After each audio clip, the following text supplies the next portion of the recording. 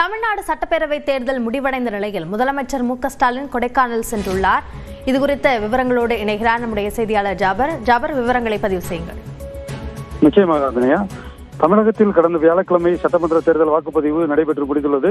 மேலும் தேர்தல் முடிவுகள் வரும் 4ஆம் தேதி வெளியாக உள்ளது. இதனிடையே தமிழக முதல்வர் மு.க.ஸ்டாலின் சூறாவளி பிரச்சாரம் செய்தார்.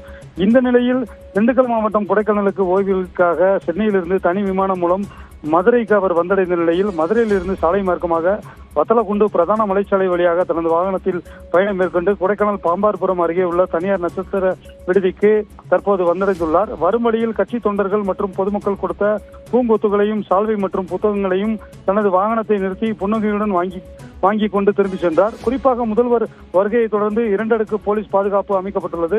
அதே போல 1000க்கும் மேற்பட்ட போலீசார் பாதுகாப்பு பணியில் தீவிரமாக ஈடுபட்டு வருகின்றனர். மேலும் அனைத்து துறை அரசு தலைமை அதிகாரிகள் முகாமிட்டு இருப்பதாகவும் தகவல் வெளியாகியுள்ளது.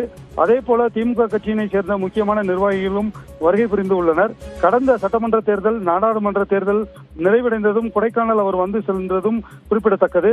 கடந்த தேர்தல்களில் அவர் கொடைக்கானல் வந்த நிலையில் வெற்றி பெறுவதும் செட்டிமெண்டாக இருப்பதாக அவருடைய தொண்டர்கள் மற்றும் கட்சியினர் தெரிவித்துள்ளதும் குறிப்பிடத்தக்கது. அபிநயா, விவரங்களுக்கு நன்றி ஜாபர்.